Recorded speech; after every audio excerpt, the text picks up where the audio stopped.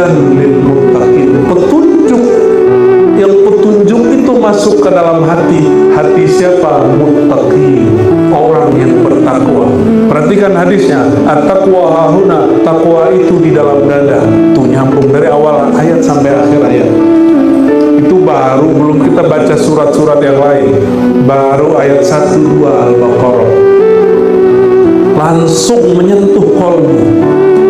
Hudan, si Alkitab, petunjuk bagi orang yang menggunakan kolbunya.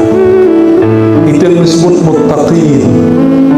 Hari ini kita menerjemahkan takwa, menjauhkan larangan, melakukan suruhan, kayaknya horor gitu.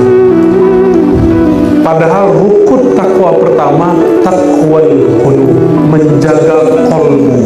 Baru lakukan perintah, hentikan larangan.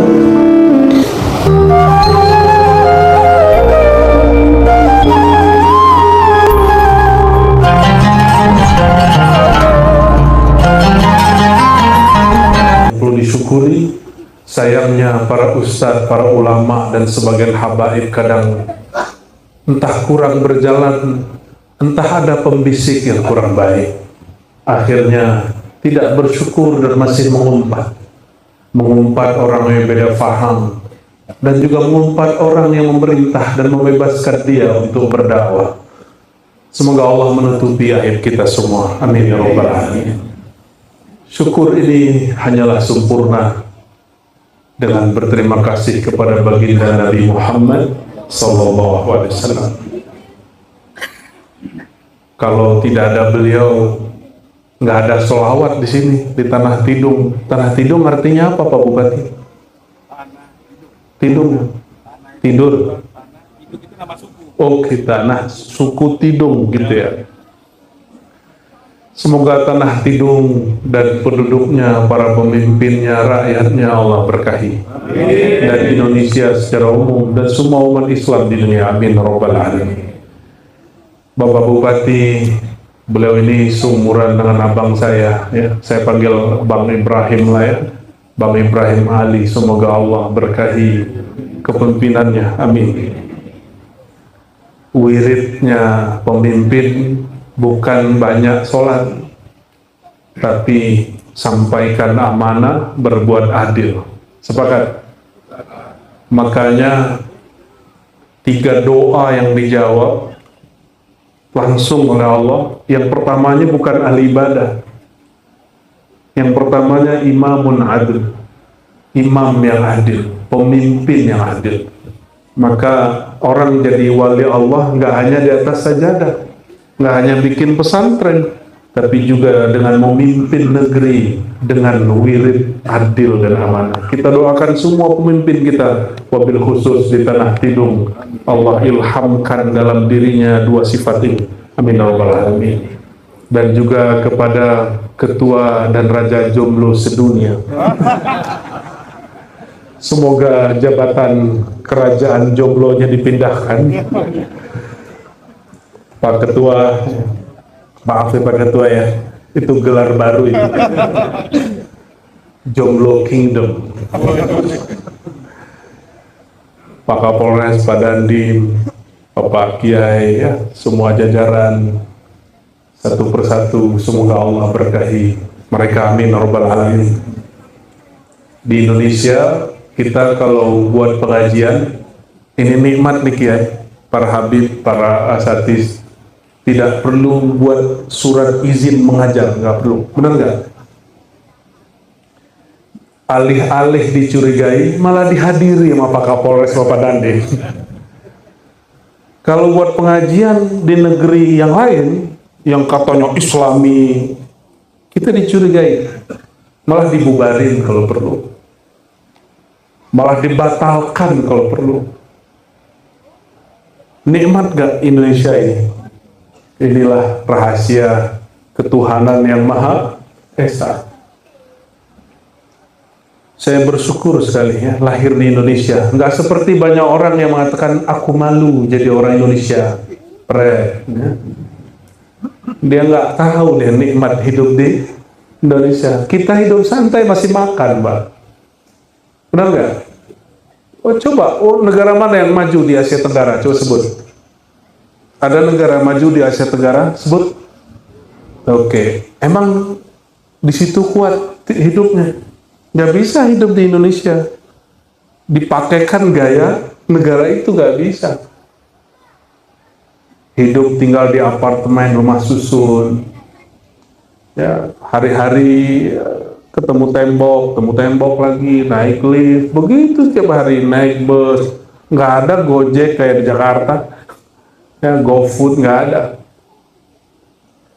Alhamdulillah negeri ini Allah berikan nikmat luar biasa, tetapi qalilan, sedikit sekalinya, qalil. Apa yang qalil? Orang-orang yang bersyukur. Oleh karena itu ada seorang ulama salafus saleh berdoa, Allahumma ja'alni min haula al-qalil. Qalilan ma tashkurun. Sedikit sekali kamu yang berterima kasih, bersyukur kepada Allah. Lalu ulama ini mengatakan, ya Allah jadikan aku orang yang sedikit itu. Dan syukur ini tidak juga sempurna kalau tidak berterima kasih kepada sesama manusia. Pilih nih ya, negeri perang apa negeri aman? Pilih mana Pak? Kalau anggota Padandim semangat perangnya kayaknya kuat tuh ya. Tapi kasih pertanyaan, kamu pilih perang apa damai? Pasti dia senang negara damai. Banyak tentara mau perang stres dulu ya. Kita syukuri sekitar kita. Semoga Allah menambah keberkahan tiap hari. Amin ya rabbal alamin. Karena tadi sudah disinggung masalah cincin, berarti ngaji santai. Ngaji santai aja ya. Kita nggak nyinggung jomblo lagi, nggak, tenang. Mumpung masih bulan Muharram, maka kita ambil tema kajian kita malam ini, Sirrul Hijrah, rahasia hijrah. Ini kipas angin boleh diarahin ke sini deh. Tanah tidung panas juga ya. Oke. Sebelumnya mari kita baca suratul Fatihah untuk Sayyidina Muhammad sallallahu alaihi wasallam, untuk diri kita semua, para guru, para aulia, orang-orang yang membawa Islam ke negeri ini, ke negeri kita, ke dalam hati kita. Al-Fatihah.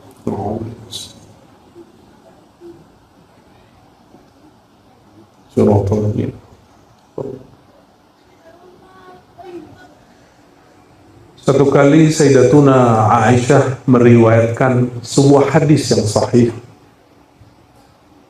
La hijrata ba'dal fathi. Nabi Muhammad SAW bersabda, tidak ada lagi hijrah setelah Fathu Mekah. Fathu Mekah, ada yang tahu tahun berapa? Apa arti Fathu Mekah? Pembukaan Mekah. Tapi dalam bahasa militer diartikan penaklukan Mekah. Itu kurang pas. Yang tepat pembukaan Mekah, Fathu, pembukaan. Tapi juga bisa diartikan memenangkan kembali Mekah dari kaum musyrik. Mengambil dari ayat idza jaa nasrullahi wal fath. Al-fath artinya kemenangan, bukan pembukaan. Apa kata baginda Nabi Muhammad SAW? Tiada lagi hijrah secara fisik. Hijrah pindah dari suatu kota ke kota yang lain. Yang ada setelah Fathu Mekah. Ada yang tahu Fathu Mekah kapan? Mekah kembali direbut oleh Nabi Muhammad SAW tanpa perang, damai. Seperti itulah negeri kita Nusantara dulu, Fatah, dibuka kembali. Jadi negeri ini diislamkan tanpa perang. Yang ngajak perang siapa? Londo, ya. Tahu Londo gak? Orang Belanda, orang Portugis. Dan konyolnya, Belanda itu datang bukan sebagai negara, datangnya sebagai pedagang lalu jajah kita. Karena Indonesia belum ada namanya Indonesia, masih kesultanan, kita mudah diadu domba. Mekah ditaklukkan tanpa perang, negeri kita juga ditaklukkan tanpa perang. Ada yang tahu tahun berapa? Jangan googling dulu. Masa ilmu sirah kenabian nanyanya ke produk Yahudi? Katanya anti Yahudi, barangnya dipakai, ya.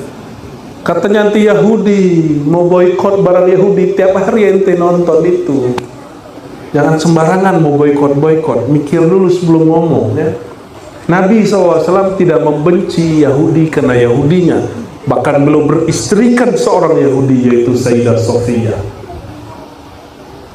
Hati-hati kalau mau benci-benci, ya. Sayyidina Nabi SAW punya istri. Ini beliau lakukan kenapa? Supaya kita tidak membenci ras, kita benci perbuatan buruk, bukan ras seseorang. Kalau dilihat muka kita, muka Arab, muka India, muka Yahudi, itu cakapan muka mana atau jelekan yang mana? Kalau hidung yang lebih maju, hidung siapa? Hidung Arab sama Yahudi, benar nggak? Wajar, mereka keturunan Nabi Ibrahim. Di kita Pak Ibrahim ada, tapi hidungnya nggak mancung, kecuali menurut Ibu PKK.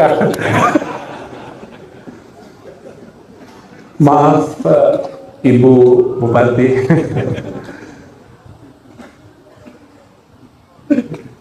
Wajah kita ini nggak standar untuk orang cakep gitu, nggak dapet, bener nggak masuk. Maka Nabi SAW berperang dengan ayahnya Sayyidah Sofia, tapi menikah dengan anaknya. Itu gimana cerita itu? Berarti Nabi sedang membatalkan kebencian ras. Nggak ada benci ras. Kita benci dengan perbuatan Zionis, tapi tidak benci dengan ras Yahudi. Tolong dibedakan, ya, karena mereka masih zuriat keturunan Sayyidina Ibrahim, tapi bukan Ibrahim Ali. Jadi tahun berapa? Sudah googling. Tahun berapa? Fatu Mekah. Aduh, percuma baca maulid kalau nggak tahu beginian. Makanya setiap majelis maulid harus ada pengajiannya walaupun setengah jam, menceritakan kisah Nabi.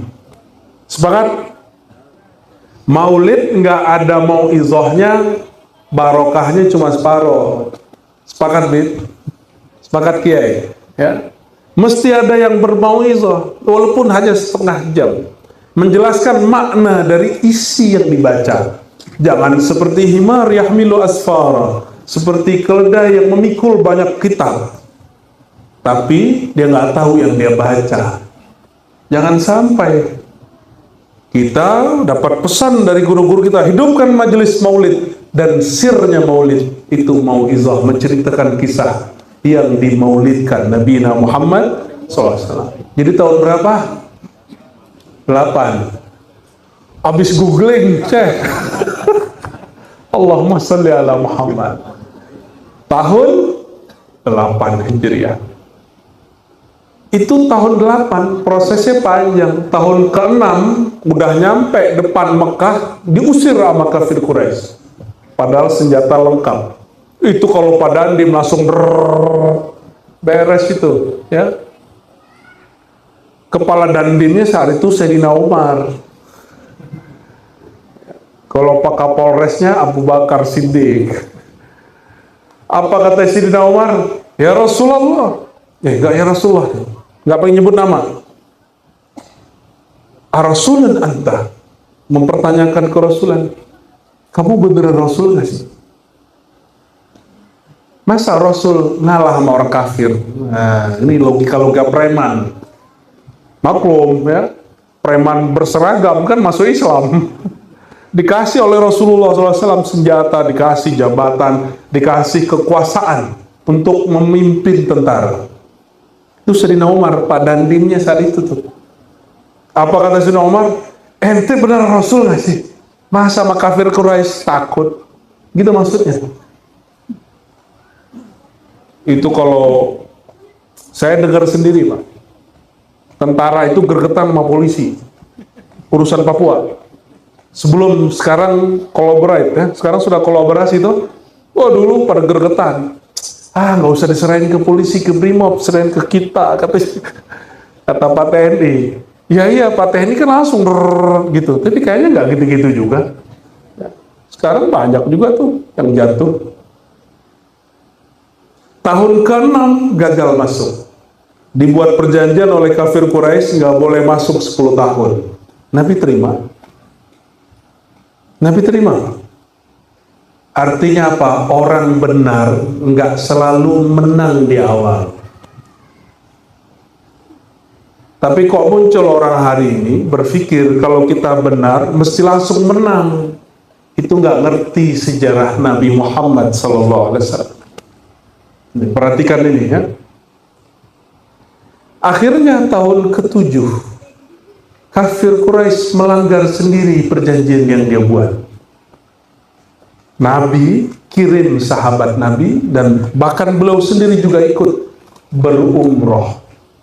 Umroh itu umroh pertama, umroh tahun ke-6 gagal. Sekelas Nabi membaca pesan langit itu bisa keliru menafsirkan. Bayangin coba. Ada perintah, pergilah umroh, pergilah haji. Nabi berangkat gagal, tahun ke-7 baru berhasil. Sekelas Nabi baca isyarat langit bisa keliru, apalagi kita.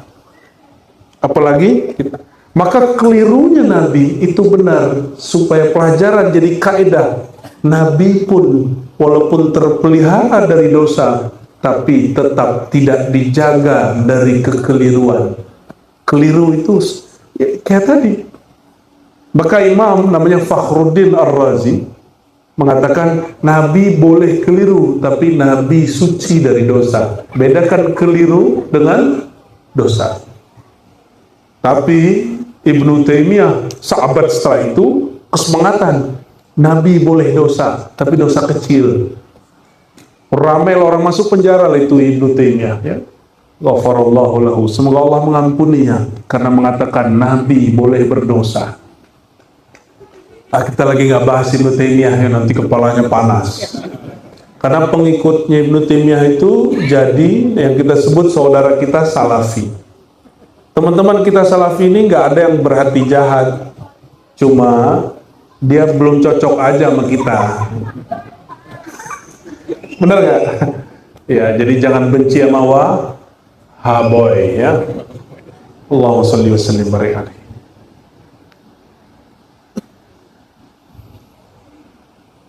Tahun ke-7 berangkat haji, berangkat umroh. Tahun ke-8 bulan Ramadan, Nabi Muhammad SAW masuk Mekah. Mekah kembali direbut. Apa kata Nabi SAW? Kalau mau selamat, masuk ke Baitul Haram, atau masuk ke rumah pribadi, atau masuk ke rumah pamannya. Siapa paman Nabi SAW? Abu Sufyan. Abu Sufyan ini orang yang ingin dihargai. Maka kalau masuk ke rumahnya, itu muat. Karena rumahnya 7 kali rumahnya Pak Bupati ini. Luas sekali rumahnya. Sama kebun-kebunnya masuk. Tapi nggak ada kebun sih di sana ya. Maka masuklah beliau ke Mekah. Ada juga yang melanggar 1-2 orang, tapi eksiden bukan perang resmi. Itu orang yang melawan secara pribadi. Ada belasan orang yang kemudian gugur. Tapi itu di luar SOP Nabi SAW. Nabi Muhammad SAW lalu berkhutbah di situ. La hijrata ba'dal fathi. Tiada lagi hijrah setelah fathu Mekah. Saya mau tanya nih Bapak ini ya, Ibu-ibu, kalau pergi ke Mekah maunya langsung umroh ya, benar? Benar. Tapi di tahun itu Nabi Muhammad SAW tidak umroh di bulan puasa. Beliau sudah masuk Mekah tapi tidak umroh. Ini pelajaran, kalau ke Mekah jangan terlalu tamak umroh. umroh lagi, umroh lagi, umroh lagi. Boleh nggak? Boleh, tapi nggak elok. Kenapa? Ka'bah itu barang suci. Kalau keseringan mandang, kita jadi tidak gregetan ketemu dia.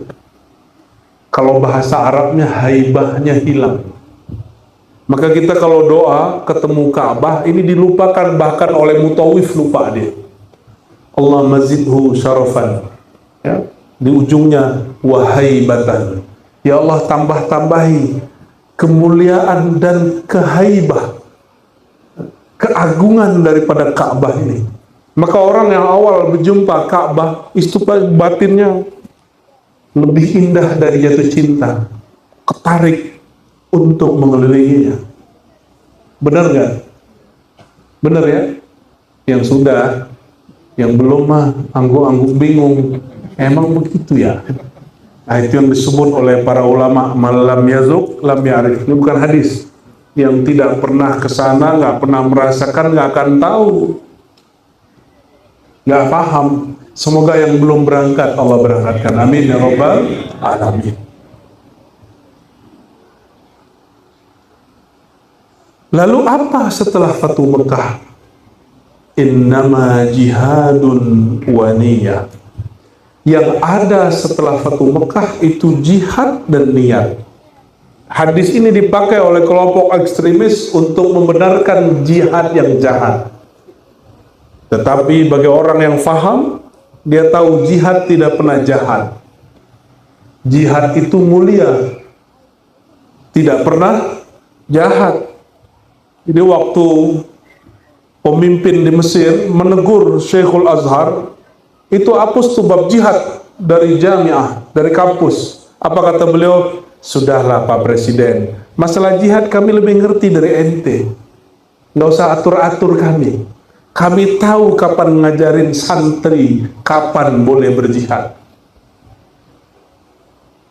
Tapi kalau nggak paham bab ini, orang dia jadikan perbuatan jahatnya jadi jihad. Ini hati-hati. Kejadian di Mesir 2019, masjid pusat orang sholawat, orang tarekat Syaziliyah, lagi Jumatan dibom. Jahat nggak tuh? Orang sholat Jumat, orang Islam nggak? Orang sholat Jumat Islam nggak? Itu dibom. Betapa jahatnya kelompok teroris yang atas-namakan mujahidin ini, dalam jihad nggak boleh bunuh anak-anak. Waktu sholat Jumat ada anak-anak, ada orang tua, dibunuh sama mereka. Maka ke anak-anak muda saya sampaikan, kalian hati-hati kalau dengar kata jihad. Ya, mesti diambil dari ulama, bukan dari aktivis. Nih, berarti anak muda. Ilmu jihad diambil dari para ulama, para kiai, bukan dari aktivis, apalagi aktivis kampus.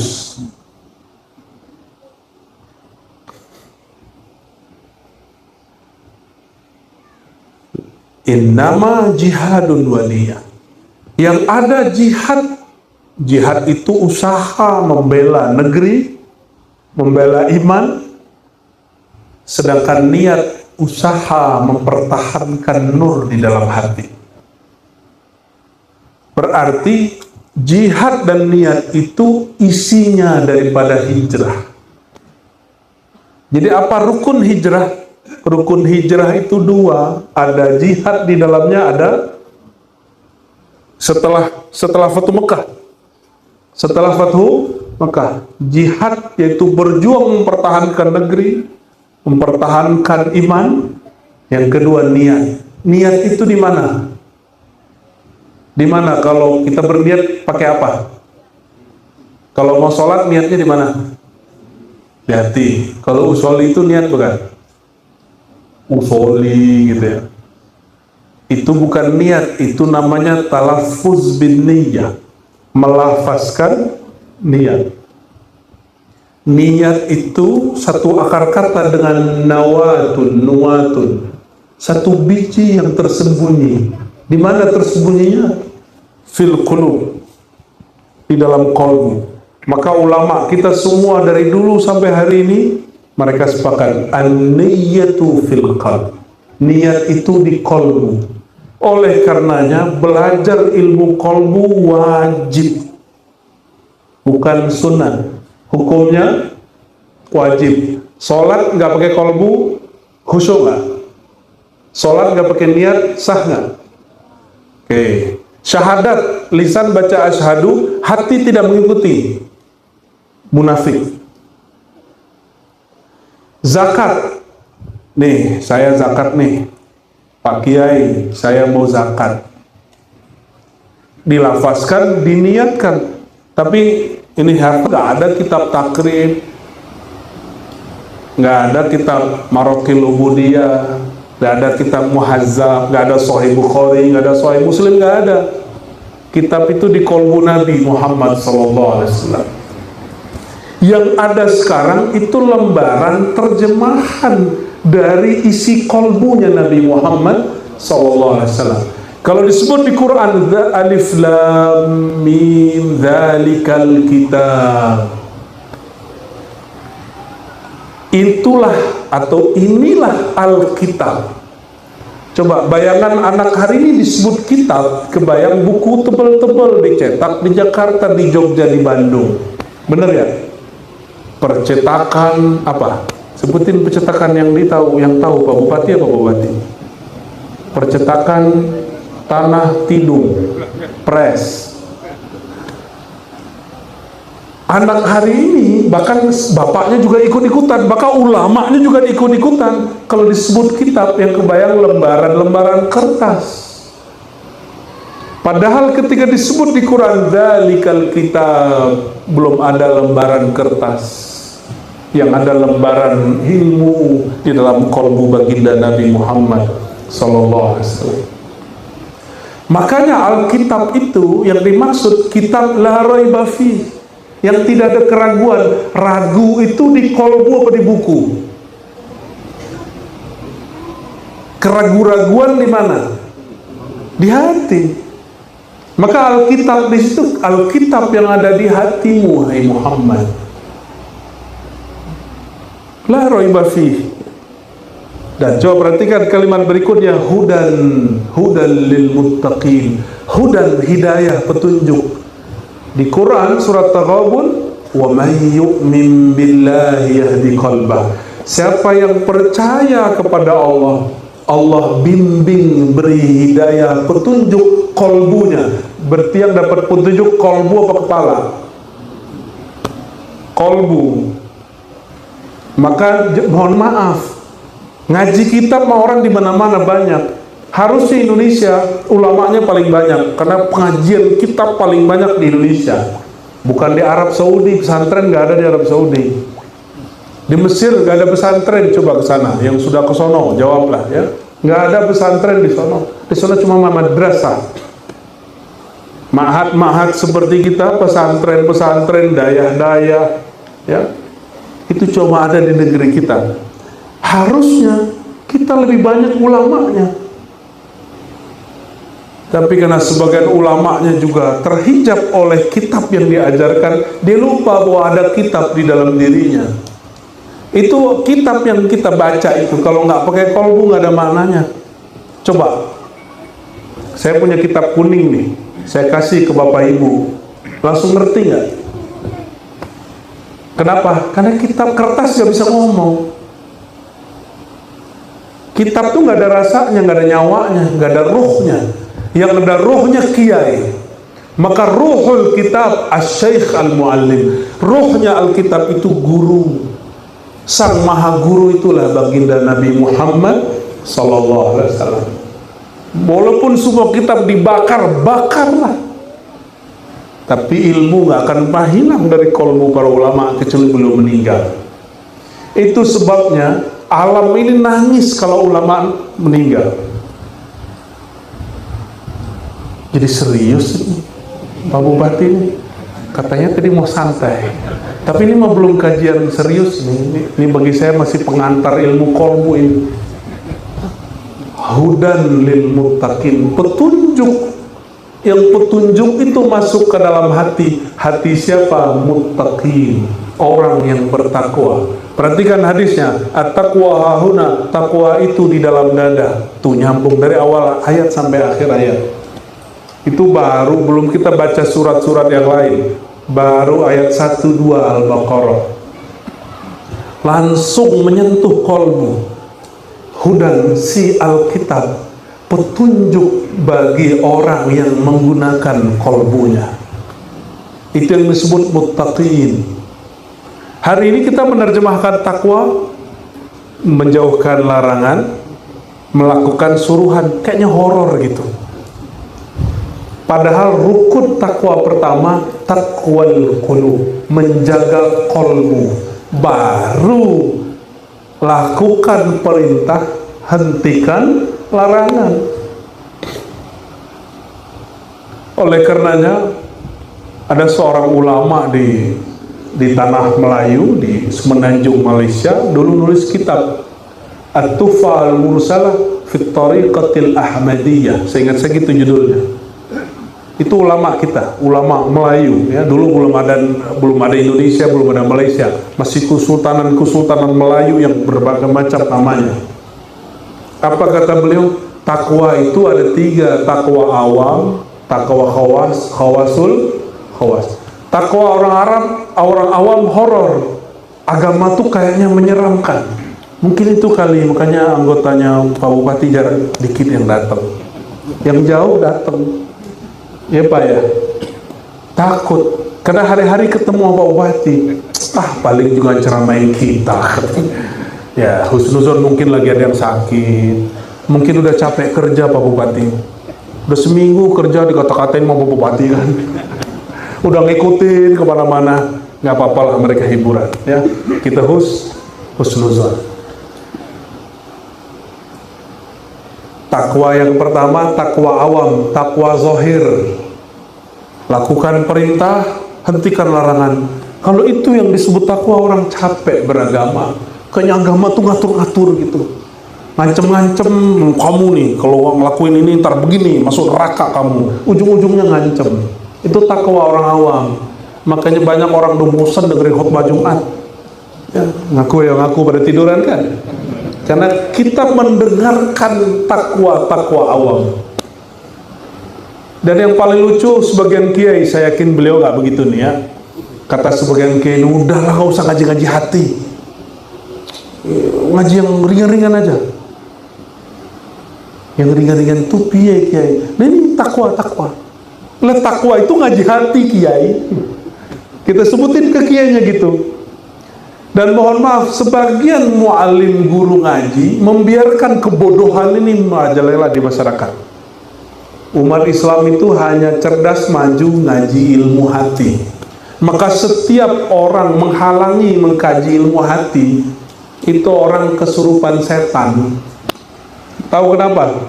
Karena iblis minta izin kepada Allah. Apa kata iblis? Disebutkan oleh Mas Warwardi dalam Awariful Ma'arif. Ya Rabb, dia manggil Allah itu mesra sekali, ya Rabb. Wahai Tuhanku, izinkan aku menguasai darah manusia. Diizinkan oleh Allah. Udah diizinkan, minta lagi. Ya Allah, izinkan aku menguasai hati manusia. Disitulah Allah murka. Apa kata Allah? Sombong itu adalah selendangku. Maksudnya kamu jangan belagu iblis. Wilayahku jangan pernah dimasuki.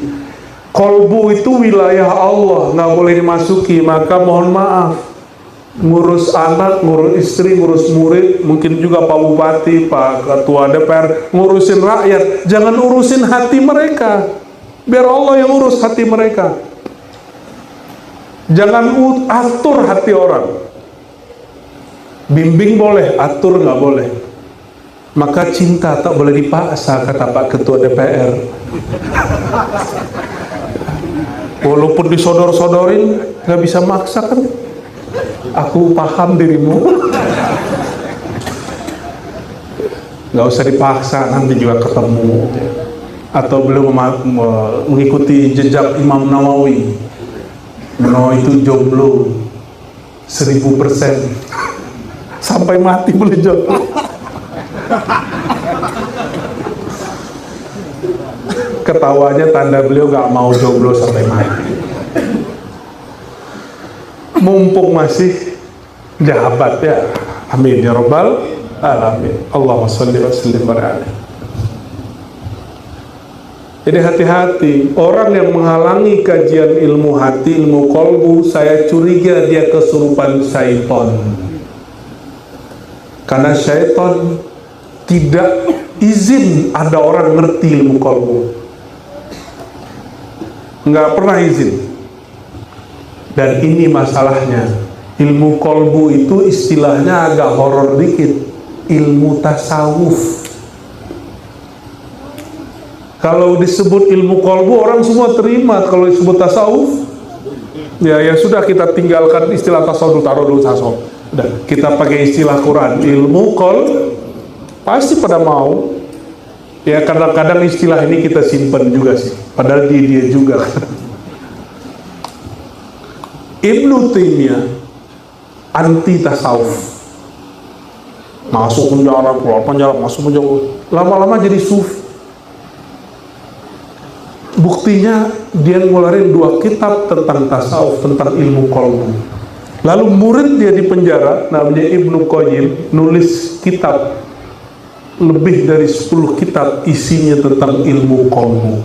Tibbil qulub, ada wadawa, ada uddatus sabr, ada madarijus salikin, wabilus sawib, banyak tuh ya. Ada yang bisa ulang nggak? Kalau ada yang bisa saya beliin kitabnya. Allahumma shalli wa sallim alaihi.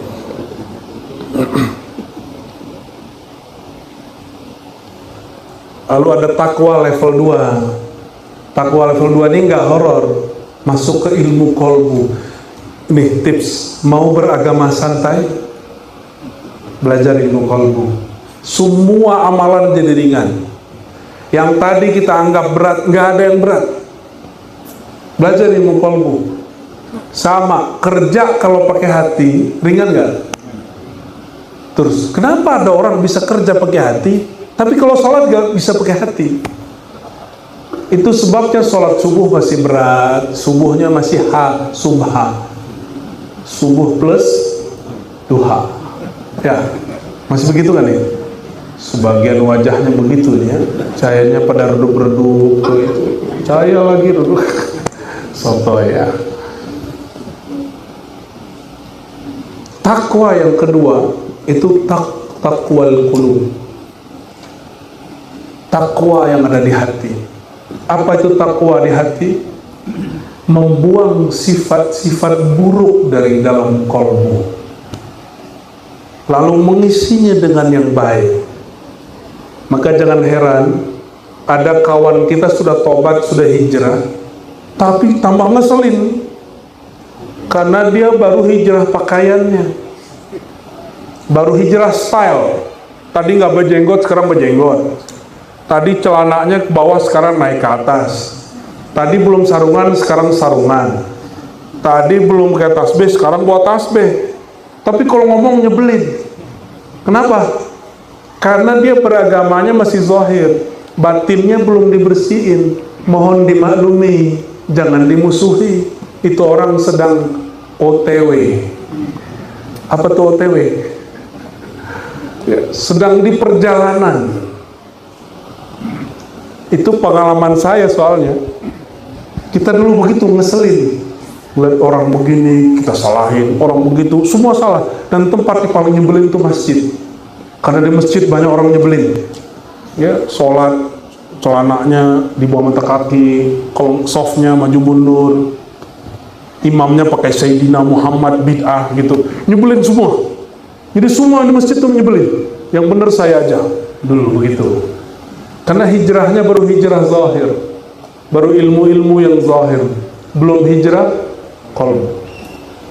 Nabi kalau ngurus Mekah Madinah pakai cara begitu, nggak mungkin 10 tahun di Madinah bisa kemudian menguasai Mekah. Nggak mungkin. Kita aja rusuh satu masjid ngurusin bid'ah sama sunnah, benar nggak? Ini sunnah, ini bid'ah, ini sunnah, ini bid'ah. Rusuh.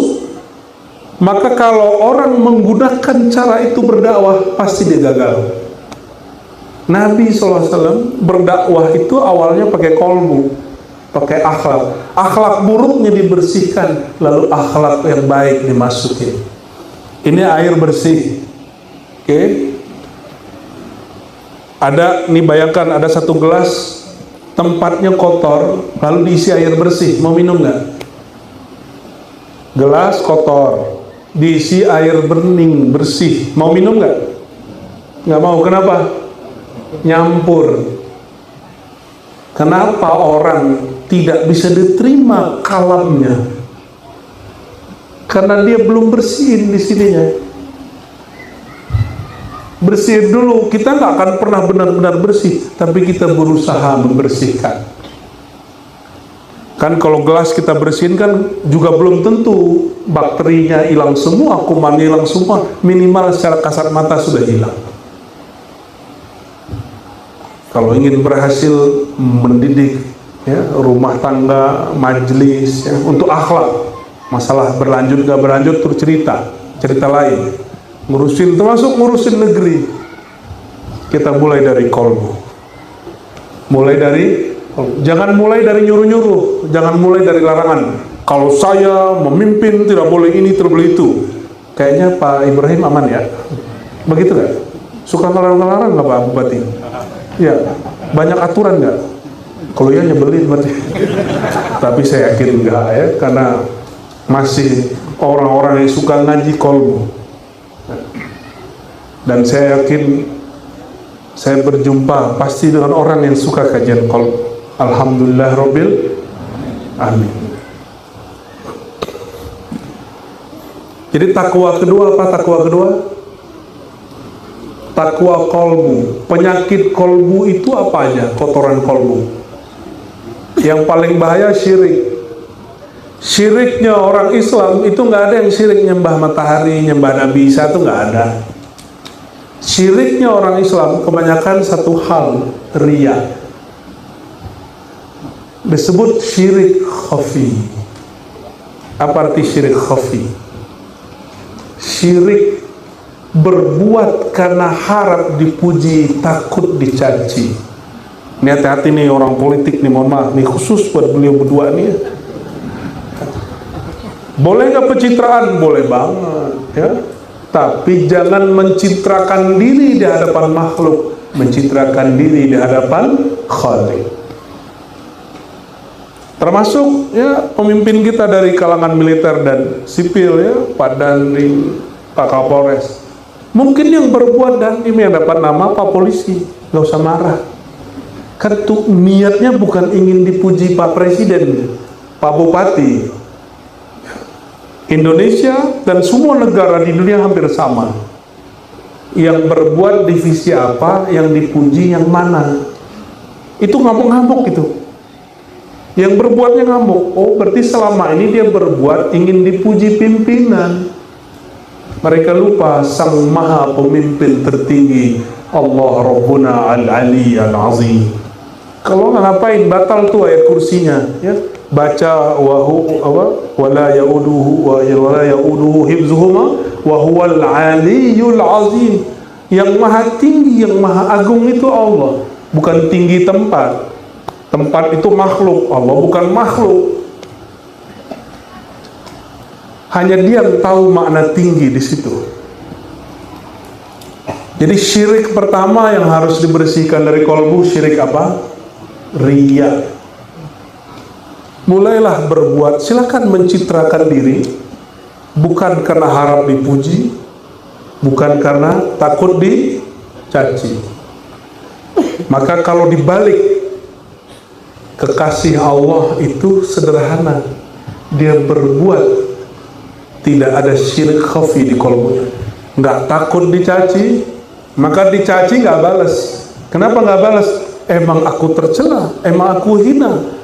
Maka kalau dihina orang dia nggak masalah, nggak dipuji nggak apa-apa. Kenapa? Yang maha terpuji hanya Allah, Rabbuna, Ilahuna.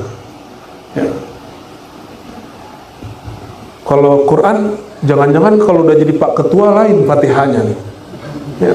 Masih Fatihahnya Alhamdulillah Rabbil Alamin ya? Masih? Sama Pak Bupati ya? Atau Pak Kapolres Madandim sudah beda nih setelah jadi kepala nih. Kali alhamdulillah gitu. Alhamdulillah, tahu li? Pujian milikku.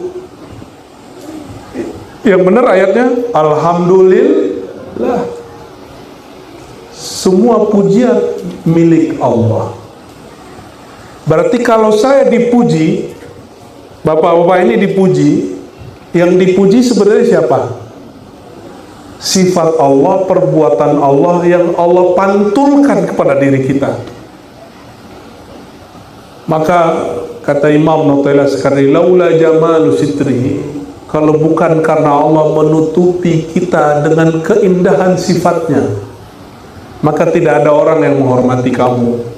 Maka penghormatan orang kepada kita bukan kepada fisik dan zat kita ini, tapi karena ada sifat Allah, Allah pinjamkan kepada kita. Ya, semoga Allah selalu meminjamkan yang baik-baik. Amin ya rabbal alamin. Ulama, sifat apa yang ada di ulama? Al-ilmu. Sifat apa? Maka orang hormat ke ulama bukan ke badannya. Ulama kan kalau sudah agak berumur dikit jarang olahraga, apalagi bininya tuh doang. Ya, akhirnya badannya menjadi gemoy. Ya Pak Kiai, mohon maaf Pak Kiai ya. Pak Kiai jadi gemoy ini, jangan nih. Ya, jadi nggak maco lagi, nggak menarik tubuh Kiai mah.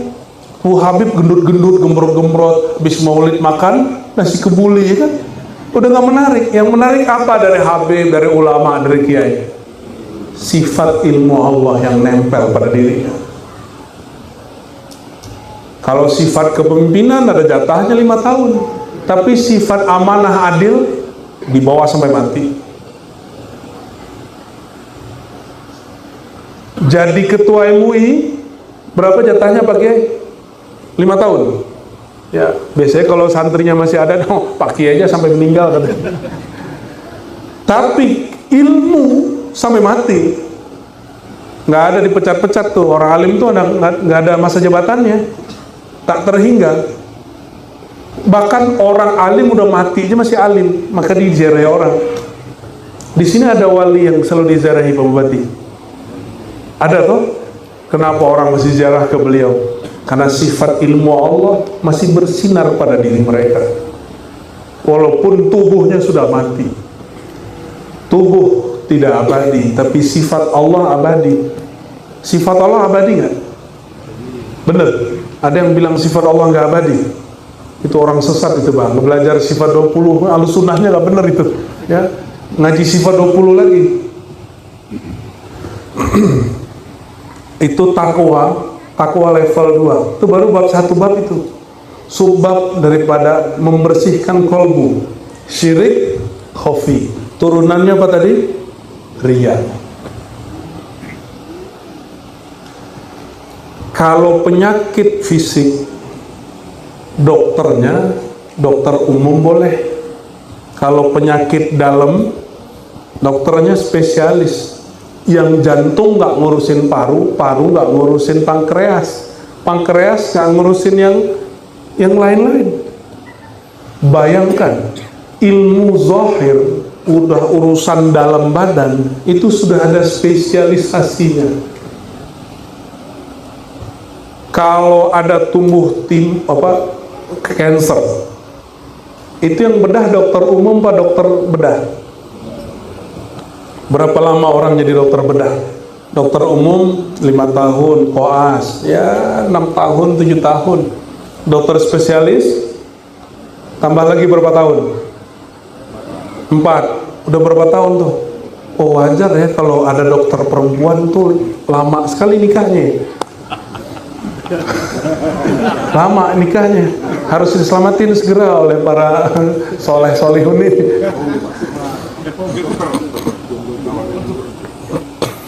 Ya mohon maaf. Para belum cerita loh. Itu baru penyakit zahir. Jadi mohon maaf saya sesama mu'alim kepada para kiai.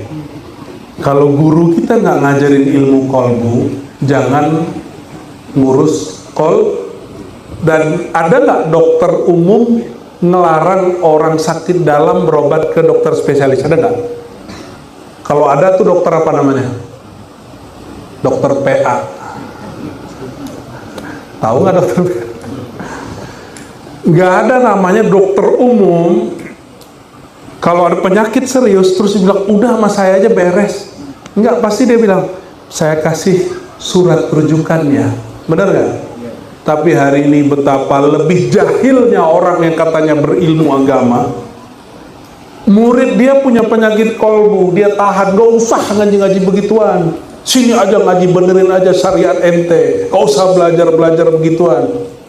Udah denger sekarang ada orang begitu? Udah banyak hari ini. Mohon maaf kalau Pak Ki ada yang begitu, ya. Tapi saya yakin kalau Pak Ki yang hadir nggak begitu.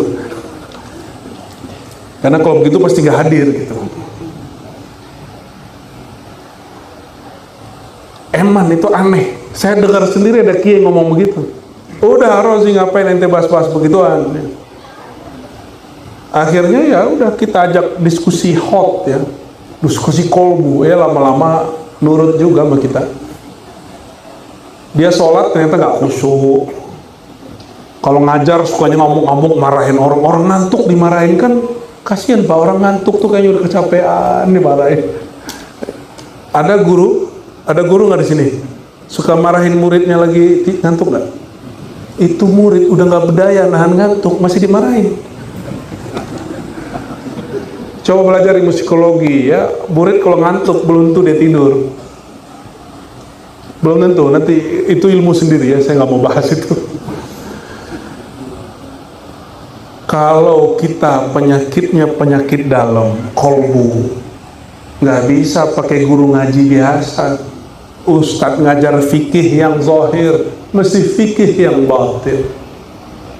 Mesti fikhul qulub, orang yang ngerti ilmu kolbu. Tadi jadi dokter spesialis minimal 8-10 tahun ya. Ya sama, untuk jadi ulama ahli kolbu minimal 10 tahun. Kecuali Allah pendekkan waktu, panjangkan waktu, itu terserah Allah itu. Karena dialah sang waktu. Ada orang yang cuma sekali 2 kali ketemu gurunya langsung kolbunya kebuka. Yang nggak kebuka oleh orang yang sudah baca Quran 20 tahun. Karena orang ini baca Quran hanya zahirnya, batinnya nggak ikut baca. Nah itu takwa level 2, baru kita buka 1 sub. Itu ada 7 sub. Kita tinggalin dulu ya, biar cepat selesai pengajiannya. Yang ketiga takwa khawasul khawas. Tadi khawas, kolbu, itu takwa ruh. Kalau Syekh Muhammad Saleh tadi nyebut istilahnya lain. Dia nyebut takwa khawasul khawas. Itu kalau saya nyebutnya takwa ruh atau takwa sir asrar. Apa itu takwa rohani? Takwa sir. Kalau di kantor-kantor hari ini Pak Bupati udah ada ini belum? CCTV. Sudah. Kalau ada spot CCTV-nya nggak ada, apa istilahnya? Blind apa? Blind spot. Itu pasti tempat paling kacau itu. Paling nggak disiplin. Semua pelanggaran ada di situ. Tapi kalau ada CCTV, itu semua orang kayaknya baik-baik, soleh-soleh. Jangan-jangan nih Pak Bupati nih, mohon maaf Pak Bupati, ASN-nya tegang karena ada CCTV itu. Sama Pak Ketua, anggota juga begitu. Tegang tuh diperhatiin terus. Itu namanya dalam ilmu rohani muraqabah. Apa arti muraqabah? Dilirik, diawasi. Tapi karena hubungannya dengan Allah baru hubungan hamba dan Tuhan, belum hubungan kekasih dengan yang dikasihi. Maka ketika diperhatiin yang muncul rasa takut, nggak datang lebih takut lagi. Datang tegang, nggak datang lebih menegangkan. Karena sekarang nggak ada CCTV, maka santai aja kan. Ada daftar hadir malam ini? Kan nggak ada juga. Nggak ada pakai apa? Fingerprint kan? Nggak ada. Itu menegangkan, Pak. Saya keluar dari salah satu instansi, 2 instansi malah. Itu cuma karena fingerprint. Keluar, saya nggak mau kerja di tempat yang diatur sama robot. Tapi ini jangan ditiru ya. Cukup saya aja. Maaf, minum dulu.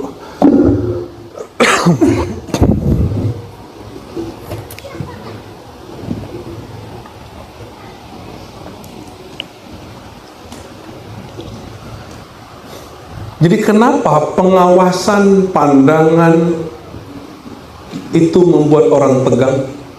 Karena hubungan dia dengan yang mengawasi baru hubungan atasan dan bawahan.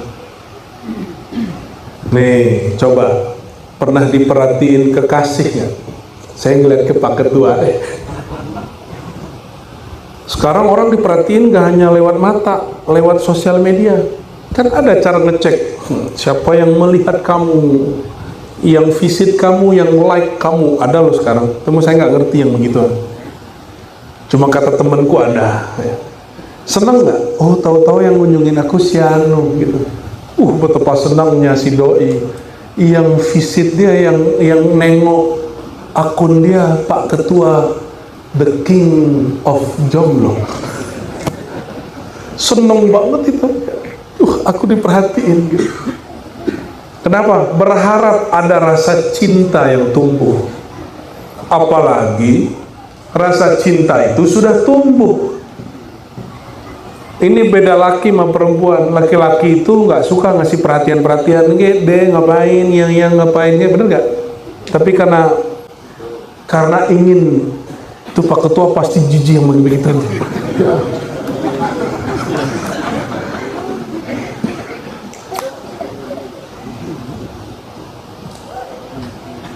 Kalau hubungan kita sama orang, hubungan cinta, diperhatiin seneng. Tapi kalau hubungan atasan bawahan, diperhatiin tegang. Jangan-jangan kita sama Allah itu baru hubungan hamba dan Tuhan, belum hubungan kekasih dengan zat yang maha terkasih. Kenapa? Kita belum kenal-kenal amat kok sama Allah. Baru kenal Allah itu yang suka ngancem sama yang suka ngasih pahala, itu doang kan? Bener nggak? Dari kecil diancem pakai neraka, bener kan? Ya, nggak sholat, rotan. Sholat dapat apa kalau sholat? Dapat sepeda. Ya, dikasih makan. Jadi begitu hubungannya bertuhan, begitu hubungan. Pahala ancaman, belum hubungan cinta. Bapak Ibu, kenapa betah? Ini bapak-bapak khususnya. Kenapa betah kerja 22 hari sebulan? Bener ya? Oh, kalau Pak Bupati nggak mungkin. Sabtu Minggu undangan tambah rapat. Betul kan? Ya, Sabtu Minggu pasti diundang. Belum lagi tahun-tahun politik nih, tambah rame nih pasti. Ya. Capek itu. Cuma apa lagi? Dan apa boleh buat? Derita lo. Ya, derita tapi asik tuh. Itulah anehnya manusia. Manusia itu senang kalau capek, nggak senang kalau nggak capek. Suka direpotin, tersinggung kalau nggak disusahin. Nah itu manusia tuh. Nah ini mereka ini orang ini. Dari palsu sampai ujung sama tuh. Ya. Kita kan kalau datang jauh ke orang kan repot. Kalau manusia yang normal nggak diundang tersinggung, bener nggak? Lah, aku nggak diundang, tetangga diundang. Begitu, itulah manusia rempong, rempong tapi begitulah tercipta peradaban. Takwa level 3 itu takwa mahabbah, saya sebut istilahnya. Takwa bab cinta. Pernahkah Bapak Ibu Saudara ini mencintai orang tak dikenal? Nggak ada toh? Kita kalau cinta pasti kita kenal dulu. Mumpung masih jomblo kita tanya, Pak Ketua, seneng orang nanya namanya nggak? Pasti penasaran nama-namanya. Jatuh cinta nggak sama Rasulullah SAW? Maka kita cari namanya. Dan dalam kitab Maulid dari awal sampai akhir itu nama beliau semua. Ada nama yang bentuknya tunggal, Muhammad, Ahmad, Mahmud. Ada yang bentuknya kata majmuk, bentuk kata, bentuk kalimat. Ada yang bentuknya syair-syair. Semuanya tentang nama baginda Nabi Muhammad SAW. Kalau suka seseorang, senang nggak ngelihat fotonya? Senang. Kalau zaman-zaman kita remaja dulu, itu ditaruhnya di mana? Di dompet. Sekarang udah nggak tahu, anak-anak muda udah nggak ngerti, karena naruhnya sekarang di handphone. Kalau ada tuh bapak-bapak ini naruh di dompet itu foto seseorang, jangan-jangan dia orang dulu hidup zaman dulu. Allahumma shalli wa sallim ala alihi.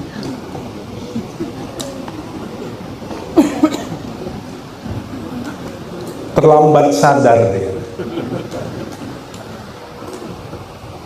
Takwa yang level ini yang mestinya kita sampai. Takwa level ini, orang sholat nggak ngerasa tegang. Sholat tuh nikmat sekali. Menafkahi kekasih, istri, anak yang dicintai, beban atau seneng? Seneng. Kalau anak kita berangkat pergi ke sekolah, kuliah, nggak minta duit, bapaknya teriak nggak, hore gitu ya, hore, anakku nggak minta duit. Atau malah dikejar anaknya, nak, kamu tadi ketinggalan jajannya, gitu nggak? Begitu orang tua sayang ke anaknya. Allah lebih sayang kepada hambanya daripada orang tua. Tenang, kalau ada orang ketinggalan rezekinya, Allah anterin dimanapun dia berada. Tapi juga sama, kalau jam kematiannya nyampe, dimanapun sembunyi, malaikat maut tembus. Karena dia nggak perlu pakai apa-apa mau datang. Sama rezeki juga begitu. Oleh karenanya, ini penting ASN harus dengar, ya. Semoga sampai, ya. Rezeki nggak pernah ketukar, tunjangan nggak pernah ketukar, jabatan promosi nggak pernah ketukar. Nih anggotanya Pak Kapolres, Pak Dandim, ini banyak yang salah paham. Dia ngerasa kerja, tapi yang dipromisiin jadi letkol, jadi mayor, jadi kolonel itu temennya. Apa katanya? Gua yang kerja, dia yang dapat. Nah ini kalah orang nggak kenal Allah. Orang nggak kenal Allah. Sama anggota nih, ASN misalnya, aku yang kerja, kok dia yang dapat. Ada yang ngomong begitu, dia nggak kenal Allah Subhanahu wa ta'ala. Dia kira cari perhatian pimpinan itu nambah rezeki. Enggak. Yang dicari itu perhatian Allah yang memimpin alam semesta, Malikul Mulk. Pasti ke bawah pemimpin-pemimpin dunia, ya. Insya Allah. Kalau mau kenal seseorang, kenalan dulu namanya. Kalau mau kenal Allah, kenali namanya. Mau kenal Nabi Muhammad SAW, kenali nama-namanya. Kenali sifat-sifatnya. Baru tambah jatuh cinta, tambah jatuh cinta, tambah jatuh cinta. Jangan pertama mau kenal orang dicari kesesatan fulan. Ya, ini baru mau kenal nih. Kesalahan Pak Bupati Ibrahim Ali. Ini kebanyakan orang belum kenal, yang dicari kesalahan. Kesesatan Ar-Razi Hasim, belum ketemu, yang dicari kesesatan. Belum jumpa, yang dicari aib. Gimana mau cinta? Gimana mau jadi kekasih Allah? Sifat ke makhluk itu begitu, apalagi kepada Allah. Itu karakter dia kalau ke makhluk. Saya pastikan orang yang begitu, dia kalau ke Allah pasti ngitung-ngitung. Saya kalau zikir begini, begini jadinya. Saya kalau begini, begini jadinya. Sama Allah hitung-hitungan. Makanya ulama kita sebagian mainin yang bab begini. Ya, mau rezeki mudah, amalin ini. Itu amalan pelaris itu lebih dari 300 bahkan 1000 macam. Tapi kalau nggak dapat sirnya, nggak akan bekerja walaupun khatam 70.000 kali sehari. Sir itu sir mahabbah, sir cinta.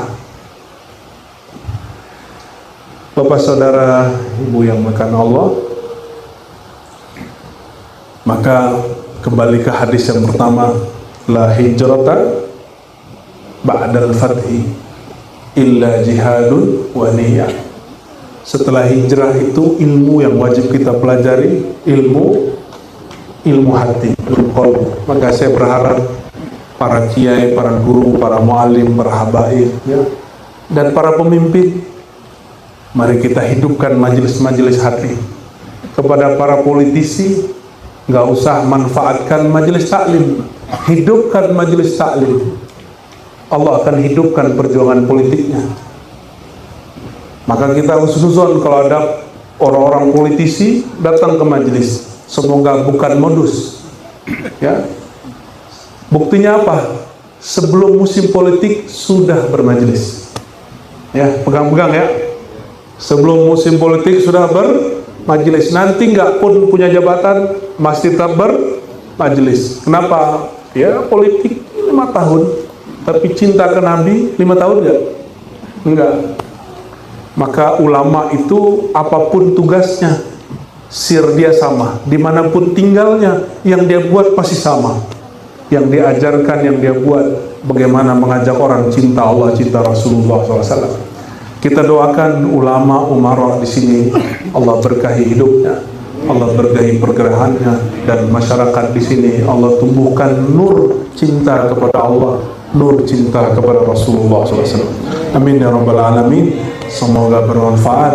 Kita lanjutkan esok malam, insya. Mohon maaf Pak Ketua, dari tadi kena itu terus ya. Gak apa-apa ya, biar cepat ya. Wassallallahu ala sayyidina Muhammad sayyidul wujud sayyidul qawnain sayyidul hasanain wa ala alihi wa ashabihi ajma'in walhamdulillahi rabbil alamin. Assalamualaikum warahmatullahi wabarakatuh.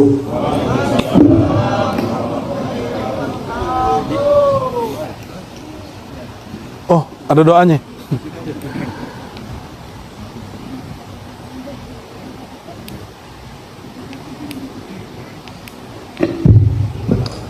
Baik, kita supaya Allah berkahi majelis ini, mari kita tutup majelis salawat, majelis mulia malam ini dengan berdoa. Ila ruhin Nabi sallallahu alaihi wasallam wal jamil anbiya wal mursalin wal ulama al amilin wal mujtahidin was sufiyin wal muhaddithin wa ahli tauhid wal muwahhidin wa immati وجميع مشايخنا وعلمائنا ومربي روحنا ومربي أرواحنا وإلى جميع عبادك الصالحين في مشارق الأرض ومغاربها أحياء كانوا أو أمواتا. الفاتحة.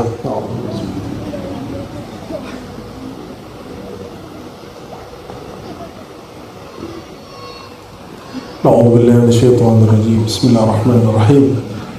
Ya Allah, kami berlindung kepada Engkau dari keburukan diri kami, dari keburukan syaitan, dari keburukan selain Engkau. Allahumma lakal hamdu hamdan kathiran, Allahumma lakal hamdu hamdan tayyiban kathiran. Ya Allah, semua pujian milik Engkau, semua kebaikan dari Engkau, semua nur kebaikan bersumber dari Engkau. Falakal hamdu فلك الشكر كما ينبغي لجلالك وجمالك. اللهم صل وسلم وبارك على سيدنا محمد أكمل الوجود سيدنا أحمد وعلى آله وصحبه أجمعين. اللهم ya Allah, sampaikan salam rindu kami, salam cinta kami kepada ruhaniah baginda Nabi Muhammad SAW. Dan ya Allah, limpahkan salawat Engkau kepada beliau, lalu limpahkan yang telah Engkau turunkan kepada kolbu baginda Rasulullah SAW, turun mengalir kepada kolbu kami. Allahumma ya Allah, ya alim, ya alim, alimna ilman yanfa'una, Ya Allah yang maha berilmu, yang maha alim, yang maha tahu, ajarkan kami ya Allah, bimbinglah kami ya Allah, mengerti ilmu yang bermanfaat bagi kami di dunia dan akhirat. Ilman yuqarribuna ilaik, ilman yu'arrifuna aqrabat turuq ilaik, ilmu yang menghantarkan kami kenal kepada Engkau, cinta kepada kekasih Engkau, ilmu yang mengajarkan kami takwa yang zahir, takwa yang qalbiyah, takwa yang sirriyah, ruhiyah. Allahumma ya alim, ya alim bidhati sudur, ya aliman bidhati sudur. Ya Allah yang maha mengetahui isi hati kami, semua aib kami, semua noda kami, semua dosa kami. Mohon ya Allah, jangan Engkau buka aib kami di hadapan Engkau, apalagi di hadapan makhluk Engkau. Ya Allah, in ra'aita fina dzanban famhuha waghfirlah. Ya Allah, jika Engkau melihat di kolbu kami ada dosa, di kolbu kami ada noda, di kolbu kami ada syirik khafi, ada iri, ada sombong, ada riya, ada ghaflah, ada hati yang busuk, hati yang berpenyakit, mohon ya Allah, bersihkan hati kami, sembuhkan penyakit-penyakit di dalam jiwa kami. Allahumma ya Allah, ya fa'al lima yurid, ya fa'al lima yurid. Ya Allah yang maha berbuat sesukanya, semaunya, seridanya. If'al bina khaira, if'al bina khaira. Ya Allah yang maha berbuat, lakukanlah sesuatu yang baik bagi kami, yang kami pun menyadari kebaikan-kebaikannya bagi kami, keluarga kami dan negeri ini. Allahumma ya sattar, ya dafi'al bala, ya qadimal ihsan, idfa' anna kulla syurrin, idfa' anna kulla bala'in. Ya Allah yang maha menolak semua keburukan, yang maha menarik semua kebaikan, yang maha mencipta segala sesuatu. Tolong ya Allah, jauhkan kami, keluarga kami, bangsa kami, negeri kami dari semua keburukan, bencana, keburukan yang kami sadari, yang kami tidak sadari, keburukan bencana yang disebabkan oleh amal perbuatan kami sendiri.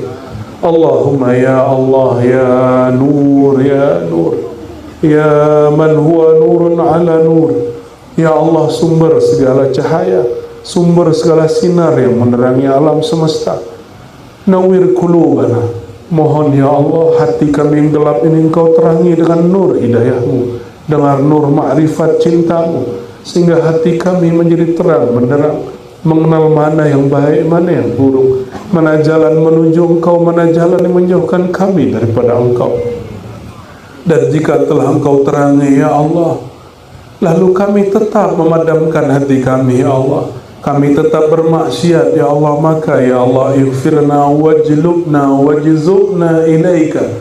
Ya Allah, jika Engkau melihat kami melakukan satu perbuatan yang menyesatkan, perbuatan yang Engkau tidak ridhai, mohon ya Allah jangan kemudian biarkan kami, dan juga jangan ya Allah Engkau tegur kami dengan jalanmu, dengan keagunganmu, tapi tegurlah kami dengan Rahman Rahimmu ya Allah, sehingga kami cepat sadar kembali kepada Engkau ya Allah.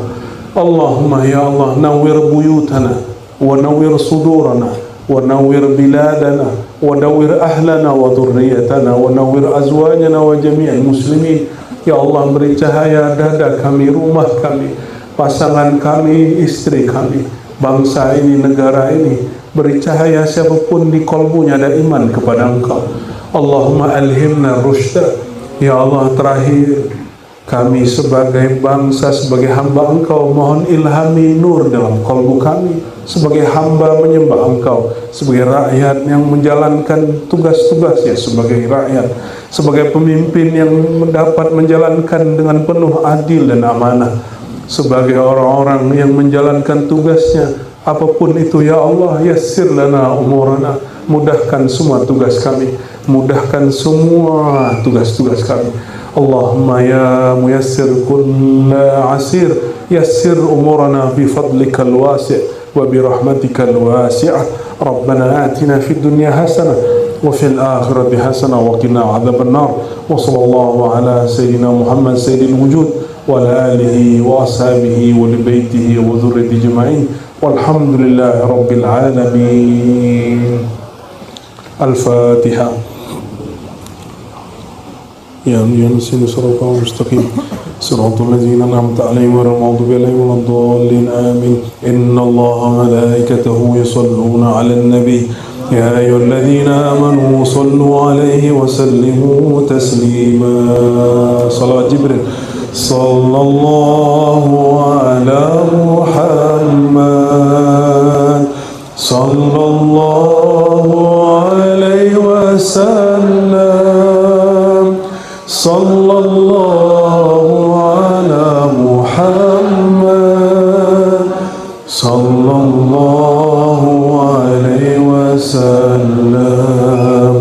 Sallallahu ala Muhammad sallallahu alaihi wasallam. Sallallahu ala Muhammad sallallahu alaihi wasallam. Alhamdulillah. Assalamualaikum